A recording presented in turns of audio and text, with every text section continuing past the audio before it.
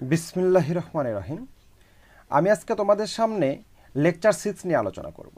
তো লেকচার 6-এ তোমাদের এই ত্রিভুজ এবং সামান্তরিক সূত্রের আমরা যেটা শিখছিলাম সেই সূত্রগুলোর আরও কিছু অ্যাপ্লিকেশন আছে। দেখো সেই অ্যাপ্লিকেশনগুলো নিয়ে আমরা আজকে আলোচনা করব। তো 6 নাম্বার দেখো, প্রথমে বলা আছে 6 নাম্বার ম্যাথে যে বায়ু উত্তর দিকে ও পূর্ব দিকের মধ্য দিয়ে প্রবাহিত হচ্ছে। তার মানে উত্তর পূর্ব দিক আসছে, তার মানে আমাকে দিকটাকে নিয়ে আসতে হবে। তাহলে এখন বায়ুর বেগের উত্তর দিকের অংশক 5 কিলোমিটার পার আওয়ার এবং পূর্ব দিকের অংশক 12 কিলোমিটার পার আওয়ার। লব্ধি বেগ কত? তাহলে আগে আমরা অক্ষগুলো অঙ্কন করে নিই। দেখো, তাহলে প্রথমে দেখো আমরা এইদিকে একটা অক্ষ চিন্তা করে নিলাম, এইদিকে একটা অক্ষ চিন্তা করে নিলাম, ব্যাস। তো এখন আমরা আসি, দেখো আমরা ডান পাশে বরাবর কি শিখছি বলো তো? ডান পাশের অক্ষটাকে আমরা সবসময় শিখছি যে আমরা পূর্ব দিব এবং বাম পাশেরটা দিব কি বলো তো? পশ্চিম। এবং ঠিক নাক বরাবর উপরেরটা উত্তর, নিচেরটা দক্ষিণ। ওকে, তাহলে এখন দেখো আমাকে এখানে বলা আছে বায়ুর বেগের উত্তর দিকের অংশ, অর্থাৎ এই যে উত্তর দিক, এই উত্তর দিকের যে অংশক, এই উত্তর দিকের অংশ হলো 5 কিলোমিটার পার আওয়ার। তাহলে এখানে আমাদের কি বেগ দেওয়া আছে? তাহলে দেখো এটাকে আমরা V1 ধরতে পারি। তাহলে V1 equal to 5 kilometre per hour. বাস, এখন আসে পূর্ব দিকের অংশ। তাহলে পূর্ব দিকের অংশ কোনটা আমাদের বলো তো? এইটা আমাদের পূর্ব দিকের অংশ। তাহলে পূর্ব দিকের অংশকে আমরা V2 বলতে পারি। তাহলে V2 equal to 12 kilometre per hour. বাস, তাহলে দেখো এই দিকে আমাদের V1, এইটুকু আমাদের V2। তাহলে দেখো তারা কিন্তু একটা বিন্দুকে কেন্দ্র করে বা একটা বিন্দু থেকে দুইটা ভেক্টর দুই দিকে গেছে। তাহলে দেখো তো এটা কি আমার কি সামান্তরিকের সূত্র না? যে একটা বিন্দুতে একই সময় যদি ক্রিয়া করে এবং তারা যদি ভিন্নমুখীভাবে ক্রিয়া করে, তাহলে সেই ক্ষেত্রে তাদের ছেদবিন্দু দিয়ে যে কর্ণ, এই কর্ণটাই আমাদের ভেক্টর দ্বয়ের লব্ধির মান ও দিক নির্দেশ করবে। তাহলে দেখো এই যে ছেদবিন্দু দিয়ে যে কর্ণ যাবে, তাহলে এখন এই কর্ণটাই হবে আমাদের লব্ধির মান। তাহলে দেখো এই যে একটা সামান্তরিক তুমি কল্পনা করতে পারো। ব্যাস, তাহলে এই সামান্তরিকের দেখো তো এই যে এই কোণটা তোমার আলফা কোণ না বলো তো? এই কোণটা আমার আলফা কোণ। তাহলে এই আলফা কোণ এখন আমাদের কত দেখো তো? এখানে এখানে আমাদের আলফা কোণ হলো 90 ডিগ্রি। এই হলো 90 ডিগ্রি। বাস, আমার সব কিছু জানা হয়ে গেল। যেহেতু বেগ একটা ভেক্টর রাশি, সুতরাং আমাকে ভেক্টরের সূত্র অনুসারে লব্ধি বের করতে হবে। তাহলে এর লব্ধি হবে কি? এই যে সামান্তরিকের সূত্র মতে এই যে ছেদবিন্দু দিয়ে অঙ্কিত কর্ণ, এটাই হবে আমাদের লব্ধি। তাহলে আসো আমরা সেই সূত্রটা অ্যাপ্লাই করি। যেহেতু এখানে আমরা ভি লিখছি, V1 V2 লিখছি, তাহলে আমরা দেখো, তাহলে আমরা জানি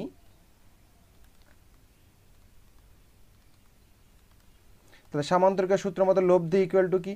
রুট ওভার, এখানে পির জায়গায় আমার কি আছে বলো? V1। তাহলে V1 square plus V2 square plus 2 V1 V2 cos alpha. তাহলে V1 এর মান কত দেখো? 5 স্কোয়ার প্লাস V2 এর মান কত দেখো? 12। তাহলে 12 square plus 2 into 5 into 12 into cos 90 degree. তাহলে দেখো, কারণ আলফার মান এখানে আমাদের কত বলো তো? 90। সুতরাং দেখো এই যে কজ 90-র মান কত বলো তো? 0। সুতরাং আমাদের এই পোর্শনটা আমরা কি বলতে পারি? টোটালি হলো 0। তাহলে এইটা যদি 0 হয়ে থাকে কি শুধু এইটুকু। তাহলে দেখো এইটুকুতে আমরা যদি রুট ওভার 5-এর ওপরে স্কোয়ার, তার মানে কি বলো তো? 25, 12-এর ওপরে 144। তাহলে দেখো এটাকে আমরা ক্যালকুলেশন করলে কত পাই আমরা?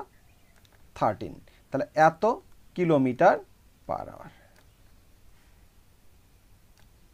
ওকে, তাহলে দেখো এটাই আমাদের হলো লব্ধি বেগ কত, এইটা। তো এখন যেহেতু আমাদের দিক যদি বের করতে বলতো, তাহলে যে কোনো একটা ভেক্টরের সাথে আমরা যদি দিক চিন্তা করতাম, তাহলে ধরো যদি আমরা এই V1 এর সাথে দিক নিই, তাহলে এইটা হয়ে যেত কি আমার থিটা। তাহলে যার সাথে থিটা সে যাবে একা নিচে। তাহলে দেখো কিন্তু আমাদের এখানে থিটার মান বের করতে বলে নাই, সুতরাং আমরা এইদিকে গেলাম না। যদি বের করতে বলতো তাহলে আমরা সূত্র কি লিখতাম দেখো? Tan theta. তাহলে ট্যান থিটা ইকুয়াল টু যার সাথে থিটা সে যাবে একা নিচে। তাহলে এখানে আমি থিটা কার সাথে ধরছি? V2-র সাথে। তাহলে V2 গেল একা নিচে, বাকি থাকলো কি? V1। তাহলে V1 ট্যানকে ভাঙলে আমরা কি পাই? সাইন। তাহলে সাইন আলফা ভাগ হলো কি বলতো? তাহলে V1 কজ আলফা। তখন এই সূত্র দিয়ে আমরা কি করতাম? ট্যান থিটার মান বের করে ফেলতাম। ওকে, যেহেতু আমাদের এটা বলে নাই, সুতরাং আমরা এটা সলভ করলাম না। তো দেখো আমাদের এই অঙ্কটা হয়ে গেল। যদি এভাবে কোনো দিক নির্দেশ করে আমাদেরকে বলা থাকে, তাহলে আমরা খুব সহজেই অঙ্কগুলো আরও করতে পারি। অঙ্কটা আমার কাছে তখন আরও কী হয়ে যায়? অঙ্কটা তখন আমাদের কাছে আরও অনেক ইজি হয়ে যায়। তো ওকে, এখন আসো আমরা নেক্সট ম্যাথের দিকে আগাই। এখন আসি দেখো আমরা পরবর্তী ম্যাথটা নিয়ে। তাহলে পরবর্তী 7 নম্বর ম্যাথে কি বলা আছে দেখো, একটি ভেক্টর রাশি ভিকে চিত্র অনুযায়ী ভিএক্স ও ভিওয়াই উপাংশে বিভাজন করা হলো। তাহলে থিটা এর মান কত হলে ভিএক্স ও ভিওয়াই এর মান সমান হবে? অর্থাৎ এই যে থিটা, এই থিটার এমন একটা মান হবে যে মানের জন্য এই ভিএক্স এবং ভিওয়াই তারা পরস্পর সমান হবে। তাহলে দেখি সেটা আমরা তাহলে কীভাবে বের করতে পারি, তাহলে এখন একটা আমরা দেখি। তাহলে প্রথমে আমরা দেখো এই আমরা যদি এই ভি এক্সটাকে আনুভূমিক এক্স অক্ষ ধরি, কারণ এটা দেখো ভি এক্স, তার মানে কি আমি এটাকে এক্স অক্ষ ধরতে পারি। তাহলে দেখো তাহলে আমরা এই ভি এক্স বরাবর এইটাকে আমরা এক্স কল্পনা করে নিলাম। তাহলে ভি এক্স বরাবর এইটাকে যদি ধরো আমরা এক্স কল্পনা করি, তাহলে এটা আমাদের কি হয়ে গেল বলো তো, আনুভূমিক। তাহলে এই আনুভূমিক বরাবর এখন আমি যদি ক্যালকুলেশন করি দেখো তাহলে কি আসে, তাহলে ভি এক্স ইকুয়াল টু আমরা কি লিখতে পারি দেখো তো, তাহলে ভি এক্স ইকুয়াল টু দেখো এটাকে যদি আমরা কি করি, এই ভি এর উপাংশ এই বরাবর আমরা কল্পনা করি, তাহলে আমরা কি আসে দেখো ভি কস থিটা। আমি আগের লেকচারে তোমাদের আলোচনা করছি কিভাবে ভি কস থিটাটা আসে। তাহলে এখন দেখো এটা কি আমার মান আসলো কি দেখো ভি কস থিটা। তাহলে এটাকে আমি 1 নম্বর সমীকরণ দিয়ে রেখে দিলাম। তাহলে এখন আসো আবার এই ভি এর মান দেখো এই ভি ওয়াই বরাবর, তাহলে ভি ওয়াই বরাবর আমার কি আসবে দেখো, তাহলে ভি ওয়াই বরাবর আমরা যদি এর মানটা নিতে চাই তাহলে কি আসবে দেখো ভি ওয়াই, তাহলে ভি ওয়াই ইকুয়াল টু হলো ভি সাইন থিটা। এটা আমরা লিখতে পারি দেখো, বাস। তাহলে এখন 2 এবং 1 নং সমীকরণকে যদি আমরা ভাগ করে নিই দেখো, 2 নং সমীকরণ ভাগ 1 নং সমীকরণ, এইটা ভাগ করে পাই দেখো, তাহলে আমাদের কি আসে দেখো ভি সাইন থিটা ভাগ V cos theta equal to তাহলে 2, তাহলে ভি ওয়াই ভাগ হলো ভি এক্স। আমাদের এখানে বলা আছে দেখো ভি এক্স এবং কি ভি ওয়াই এর মান কেমন হবে, সমান হবে। তাহলে উপরে দেখো ভি ভি কেটে যায়, তাহলে আমার কি আসে দেখো সাইন থিটা ভাগ কস থিটা ইকুয়াল টু হলো ট্যান থিটা, ইকুয়াল টু হলো ট্যান থিটা। তাহলে আমরা কি জানি দেখো তো ভি এক্স এবং ভি ওয়াই সমান, আমরা এখানে বলেই দিছি যে ভি এক্স এবং ভি ওয়াই এর মান সমান হবে কখন, তাহলে থিটার মান কত হলে সেটা সমান হবে। তাহলে এখন আমরা ধরেই নিব তাহলে দুটো সমান, যদি সমান হয় তাহলে কত হয়ে যায় 1 হয়ে যায়। ওকে, তাহলে আমার মান হলো 1। তাহলে এখন দেখো theta equal to tan inverse আমার কত আসে, theta equal to tan inverse 1। তাহলে ট্যান ইনভার্স 1 এর মান কত দেখো 45 ডিগ্রি। তাহলে এই থিটার মান যদি 45 ডিগ্রি হয় তাহলেই কেবলমাত্র ভি এক্স এবং ভি ওয়াই এর মান সমান হবে। ওকে, তাহলে ভি এর মান এক্স অক্ষ বরাবর আমি কি ধরলাম ভি কস থিটা, এবং ওয়াই অক্ষ বরাবর তাহলে ভি ওয়াই, সে V Y equal to Y অক্ষ বরাবর আমরা কি পাবো ভি সাইন থিটা। তাহলে এখন এই 2 নং সমীকরণকে 1 নং সমীকরণ দিয়ে ভাগ করলে আমরা কি পেয়ে যাই দেখো ট্যান থিটা। যদি ট্যান থিটা যখনই পাইলাম তাহলে থিটা ইকুয়াল টু কত ট্যান ইনভার্স এত। তাহলে দেখো আমাদের মান খুব সহজে বের হয়ে গেল, এটাই আমাদের অ্যান্সার। ওকে, তো এরপর আমরা পরবর্তী ম্যাথটা নিয়ে আলোচনা করব। দেখো পরবর্তী ম্যাথটা কি বলা আছে, ভেক্টর এ বি এবং সি এর মান যথাক্রমে 12, 5 এবং 13 একক, তার মানে মিটার বা সেন্টিমিটার, এফ হইতে পারে, তোমার যদি স্মরণ হয় তাহলে মিটার হইতে পারে। তো এখানে একক বলা মানে যে কোনো একক হইতে পারে। তাহলে এবং A plus B equal to C. তাহলে দেখো এইখানে একটা শর্ত দেওয়া আছে, A plus B equal to C vector. তাহলে এ এবং বি ভেক্টরের মধ্যবর্তী কোণ কত নির্ণয় করো। তাহলে দেখো আমাকে এই যে এ ভেক্টর এবং কি বি ভেক্টরের মধ্যবর্তী কোণ কত হবে সেটা নির্ণয় করতে হবে। আর এইখানে শর্ত দেওয়া আছে দেখো A vector plus B vector equal to C vector. তাহলে এই শর্ত অনুসারেই আমরা এখানে এ ভেক্টর, বি ভেক্টর এবং সি ভেক্টরের মানটাকে সিলেক্ট করে নিতে পারি যে এই 3টা ভেক্টরের মধ্যে কোন 2টা ভেক্টর এর মান দেওয়া আছে আর কোনটা লব্ধির মান দেওয়া। তাহলে এখন আসি আমরা দেখো যে এই যে A plus B vector equal to C, এটা আমরা কোথায় শিখছিলাম দেখো, আমরা যখন ত্রিভুজ সূত্র শিখছিলাম তখন দেখো ত্রিভুজ সূত্রে আমাদের কি ছিল বলতো, একটা ত্রিভুজ আগে অঙ্কন করে নেই দেখো। তাহলে একটা ত্রিভুজে দেখো, এটা আমার একটা ত্রিভুজ অঙ্কন করতেছি একটা দেখো, তাহলে এই যে আমি একটা ত্রিভুজ অঙ্কন করে ফেললাম। তাহলে এই ত্রিভুজের এই যে তোমার A plus B plus A vector plus B vector equal to C vector তখনই ছিল যখন দেখো এইটাকে যদি আমরা এ ভেক্টর বলি এবং এই বাহুটাকে যদি আমরা বি ভেক্টর বলি, তাহলে দেখো দুটা ভেক্টর যদি একই ক্রমে থাকে তাহলে ওই ত্রিভুজের তৃতীয় বাহুটা বিপরীত ক্রমে উক্ত ভেক্টরদের লব্ধির মান ও দিক নির্দেশ করে। অর্থাৎ এইখানে আমরা যেটা শিখছিলাম দেখো A vector plus B vector equal to C vector. এই তো বিষয়টা দেখো। তাহলে এইখান থেকে দেখো আমরা তাহলে কি ধারণা পাই দেখো তো, এখন এই যে A vector plus B vector equal to হলো সি ভেক্টর, তাহলে এই সিটাই হলো আমাদের লব্ধি। তাহলে এখানে এই সিটা আমাদের লব্ধি, তাহলে এটা যদি লব্ধি হয় তাহলে দেখো তো এইখানে সি ভেক্টর মান কত 13, তাহলে এই 13টাই আমার হলো লব্ধি। ওকে, আর এই দুটো হলো কি ভেক্টর। তাহলে এখন আমাকে বলছে মধ্যবর্তী কোণ, দেখো কার এ এবং বি ভেক্টরের মধ্যবর্তী কোণ। তাহলে এখানে এ ভেক্টর কোনটা দেখো, এটা আমাদের এ ভেক্টর আর এইটা হলো বি ভেক্টর। তাহলে আমরা যদি এই যে এ এবং বি এর মধ্যবর্তী কোণ, এই যে মধ্যবর্তী কোণ এইটাকে যদি আলফা বলতে চাই, তাহলে কি এইটা কি আমাদের আলফা হবে বলো তো? না। কি জন্য হবে না বলো তো? আমরা জানি যে ভেক্টরের পাদবিন্দু, দুইটা ভেক্টরের পাদবিন্দু যদি এক জায়গায় থাকে তাহলে তাদের মধ্যবর্তী কোণকে আমরা আলফা বলতে পারবো।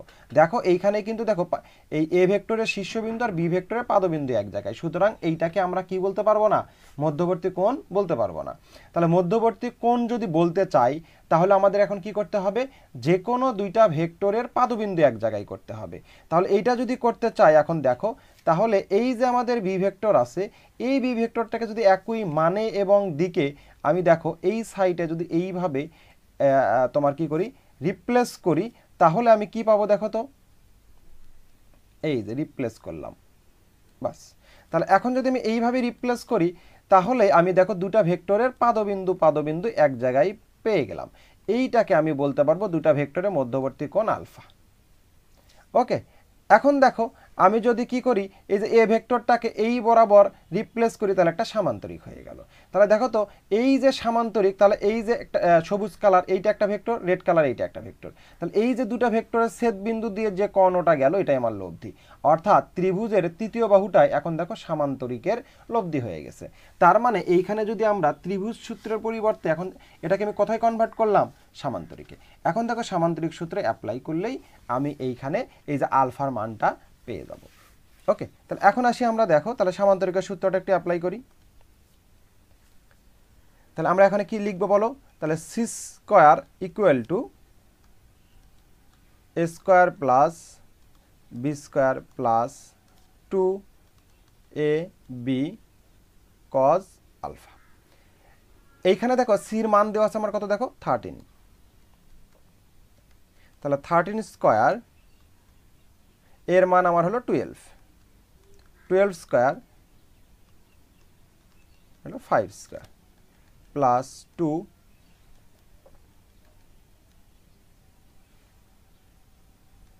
5 গুণন 12 into cos alpha. And calculation করলে দেখো কি দাঁড়ায় আমাদের এখানে 169। তাহলে এইটাকে আমি সরাসরি বামে নিয়ে আসি, দেখো মাইনাস 12কে বর্গ করলে 144, তাহলে 5কে বর্গ করলে সেটা আমি বামে নিয়ে আসলাম, কত 5 5 25, এই তাহলে ইকুয়াল টু, তাহলে এখানে দেখো 5 দোকানে 10 আর এখানে হলো 12, তাহলে কত হলো দেখো তো 120 কস আলফা। তাহলে দেখো এইখানে আমার অ্যান্সার কি দাঁড়ায় বলো তো 0, তাহলে এইখানে অ্যান্সার আমার দাঁড়ায় হলো 0 ইকুয়াল টু, তাহলে দেখো 120